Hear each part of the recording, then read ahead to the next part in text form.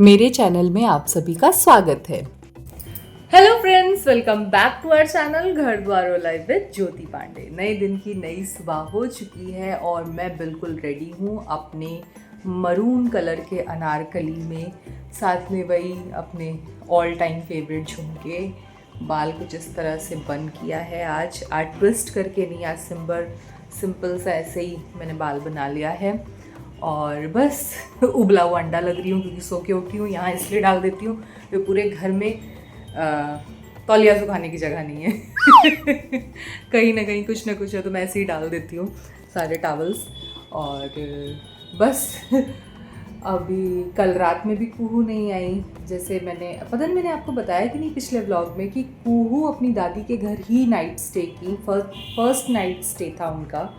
और पहली बार मैं उसके बिना सोई और हम दोनों रात भर बेचैन थे कि एकदम जैसे लग रहा है जैसे बच्चे कॉलेज चले गए हों, जैसे अपनी बेटी कॉलेज जा कर के पढ़ने लगी। लखनऊ में भी हम लोग कभी उसके बिना सोए ही नहीं हैं।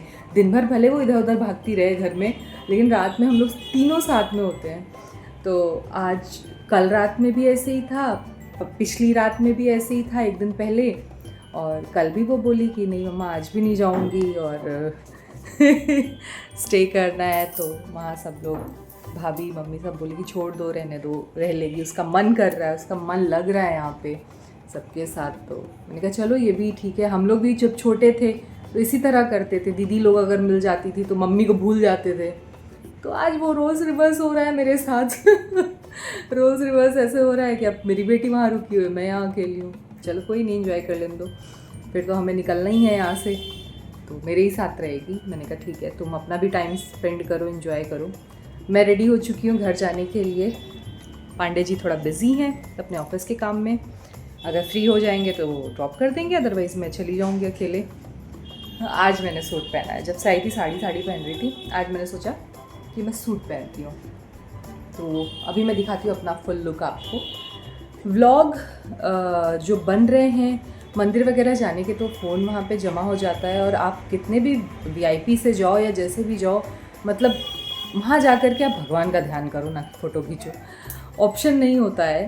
तो फ़ोटो वगैरह तो कुछ भी ऐसी नहीं खींची मैंने। हाँ, बाहर जितना भी शूट हो पाया, मैंने रील्स मेरे इंस्टाग्राम पे आप जाके देखिए, मैंने कुछ रील्स अपलोड की हैं, तो खाने पीने की या ऐसे ही ट्रैवल की, तो वो आप देखिए। और बाकी व्लॉग मैं आपके लिए जब यहाँ से वापस अपने घर जाऊंगी तो इत्मीनान से बैठ के सब एडिट करूंगी और आपके साथ शेयर करूंगी। दिवाली का व्लॉग भी इसीलिए बहुत लेट आया, जस्ट बिकॉज समय नहीं मिल पाता। यहाँ होता है ना कि आपके पास जितना समय आप फैमिली के साथ स्पेंड कर लो, ना कि इन सारी चीज़ों में। तो बस चलिए चलते हैं। कुहू का पता नहीं, अभी तो नहाई भी नहीं होगी शायद, मैं उसके कपड़े लेके जा रही हूँ क्योंकि मुझे पता ही नहीं था वो रुकेगी। बस चलिए चलते हैं आज का भी दिन देखते हैं क्या क्या होता है। कुछ चीज़ें हैं लाइनअप, क्या क्या करना है, देखते हैं उस तरह से वो चीज़ें कर पाएंगे कि नहीं। कहीं कहीं जाना हो पाएगा कि नहीं, वरना तो घर पे रहेंगे। वहाँ पे मैं ब्लॉग नहीं करती, मुझे लगता है कि सब अपने कंफर्ट जोन में है, ज़बरदस्ती मैं कैमरा उठा के खड़ी हो जाऊँ। हर कोई कंफर्ट नहीं होता है, कंफर्टेबल लेवल सबका अलग अलग होता है। तो मैं घर पे तो ऐसा कुछ शूट नहीं करती, लेकिन हाँ जब मैं बाहर होती हूँ या जब मैं अकेले होती हूँ तो मैं ज़रूर आपसे गुफ्तगू करती हूँ, बातें करती हूँ। गाड़ियाँ कितनी निकलती हैं यहाँ से, पों पे चलिए चलती हूँ, कितनी बार बोल चुकी अब बाय।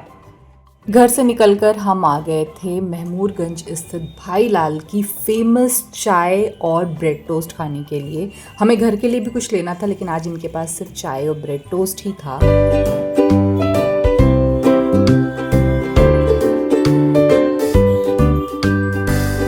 आप है हमारी मदर इन लॉ यानी मेरी माँ, और यहाँ बैठ के हम लोग कुछ पुरानी बातें डिस्कस कर रहे थे और पांडे जी ने शॉट ले लिया। Thank you so much Pandey ji for this. आज था भाई दूज का दिन, तो भाई दूज के दिन माँ दाल की पूड़ी और दाल का फरा ज़रूर बनाती हैं। तो ये आज दोपहर की थाली थी। फिर पांडे जी का कॉल आया कि फटाफट बाहर आओ, हम लोगों को कहीं जाना है। मुझे भी नहीं पता कि कहाँ जाना है, लेकिन ये देखिए, ये है पद्मिनी होटल जहाँ मेरी और पांडे जी की शादी हुई थी।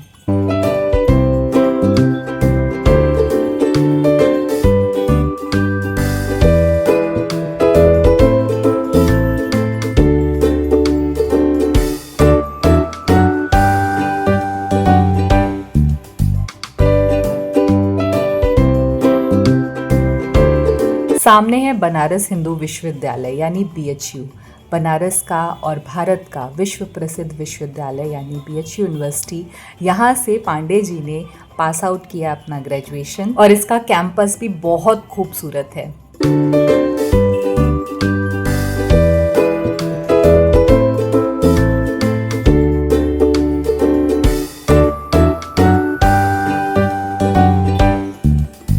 पांडे जी ने यहाँ आकर के मुझे बताया और मुझे आशंका हो गई थी कि हम जा रहे हैं 80 घाट आरती देखने के लिए। और अभी आरती शुरू होने से पहले ही आप देख सकते हैं कितनी भीड़ है यहाँ पर, क्योंकि आरती से पहले यहाँ पर एक रंगारंग कार्यक्रम चल रहा था जो कि कृष्ण लीला पर आधारित था। बच्चों ने बहुत सुंदर परफॉर्मेंस दिया यहाँ पर।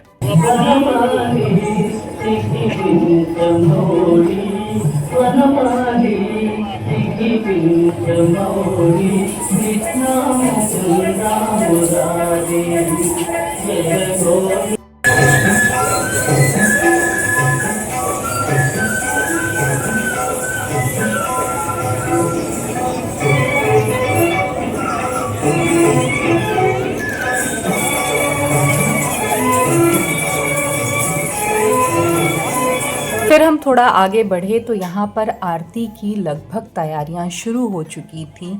आरती की चौकी लग चुकी थी जहाँ पर आरती के दिए बनाए जा चुके थे, जो बड़े बड़े दिए होते हैं आरती करने वाले, वो सारी तैयारियाँ यहाँ पर हो चुकी थी। तो हम लोग भी बस इन सारी चीज़ों को देख रहे थे कि कहाँ बैठा जाए, पीछे बैठे या आगे यानी घाट की तरफ जा कर के खड़े हो जाएं कि हमें प्रॉपर दिखाई दे। हालांकि मैं प्रेफर नहीं करती हूँ कि आप गंगा जी के तरफ पीठ करके खड़े होइए आरती देखने के लिए, लेकिन मेरी मजबूरी थी क्योंकि मुझे थोड़ा मोड़ा कुछ शूट करना था। यहाँ पर बच्चों की जो कृष्ण लीला का परफॉर्मेंस था वो भी कंप्लीट हो चुका था, समाप्त हो चुका था। हमारा बनारस सुबह बनारस है, यहाँ का जो सूर्योदय होता है वो बहुत फेमस है। तो कहा जाता है ना कि सुबह बनारस शाम अवध, और मेरे साथ तो अक्सर ऐसा होता है कि मेरी सुबह बनारस होती है और शाम अवध यानी लखनऊ में होती है।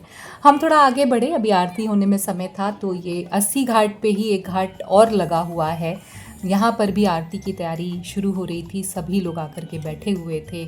काफ़ी सारी नाव में यात्री बैठ करके जा रहे थे दशाश्वमेध घाट पर आरती देखने के लिए। हमारे पास समय था और पांडे जी ने इतना अच्छा सरप्राइज़ दिया था मुझे घाट पर ला करके कि हम लोग पूरा घाट एक्सप्लोर कर रहे थे, घूम रहे थे। कई सारी नावें खड़ी थीं और यहाँ पर छठ पूजा की तैयारी भी घाट पर की जा रही थी। अभी कुछ दिन पहले यहाँ इतनी भयानक बाढ़ आई थी कि अभी भी वो चीज़ें ठीक नहीं हो पाई हैं। मिट्टी जो है वो अभी भी जैसे गीली है, जो तट है वो अभी भी गीला है। बहुत सेफ्टी से चलने वाला था। मैंने पांडे जी से कहा कि मेरी कुछ फ़ोटो वीडियोस आप यहाँ पर बना दीजिए।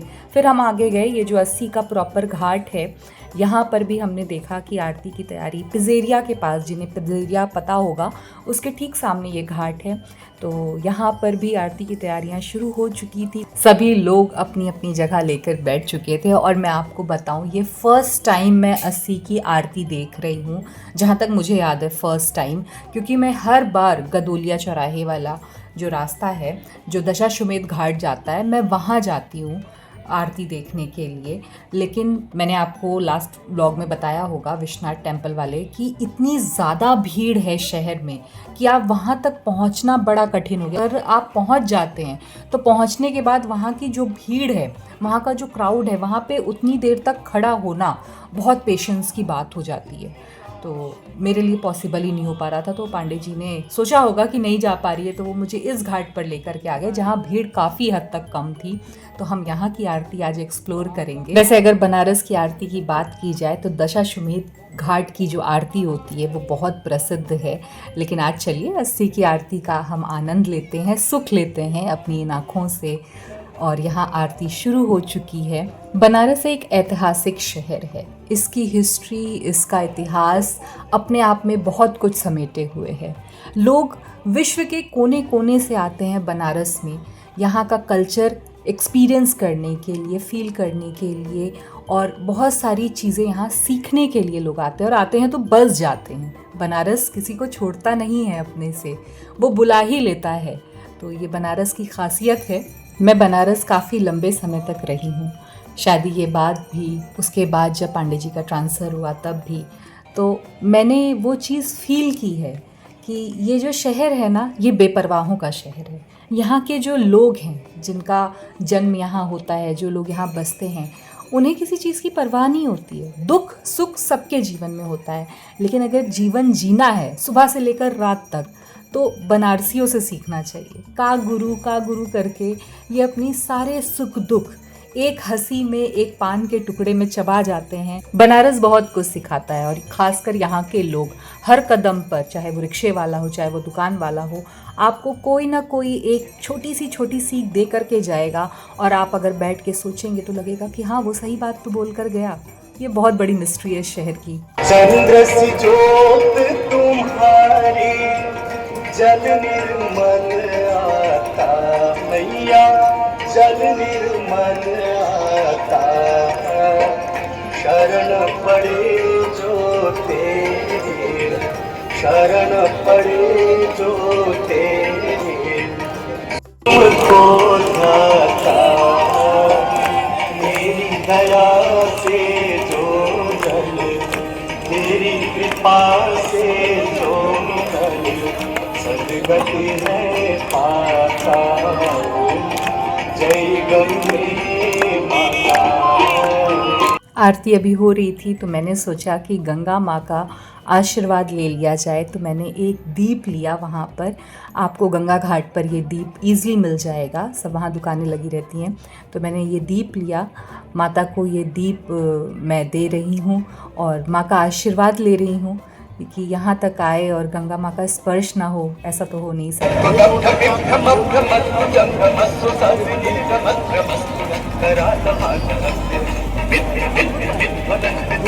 कई सालों के बाद आज मैं यहाँ अस्सी घाट आई थी। मुझे याद है कि एक बार मैं मॉर्निंग के टाइम में आई थी, वो भी दिवाली का ही समय था, तो मुझे घाट शूट करना था। तो पांडे जी, मैं, कुहू, हम लोगों ने नाव की और पूरा घाट, मतलब पूरे 80 घाट जो यहाँ पर हैं पूरे बनारस में, वो मैंने शूट किए थे। आपको अगर मेरा पुराना व्लॉग आप देखते हैं तो आपने ज़रूर देखा होगा।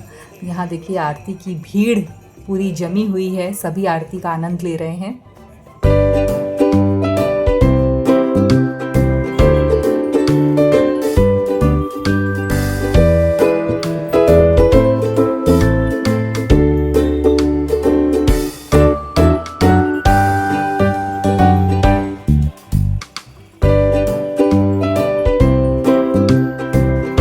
घर लौटते समय रास्ते में फिर से मेरा फेवरेट गणेश चाट भंडार मिला और हम यहाँ आ गए थे टिकिया और टमाटर खाने के लिए। उसके बाद हमें जलान जाना था, क्योंकि जलान से कुछ मुझे ज़रूरत की चीज़ लेनी थी।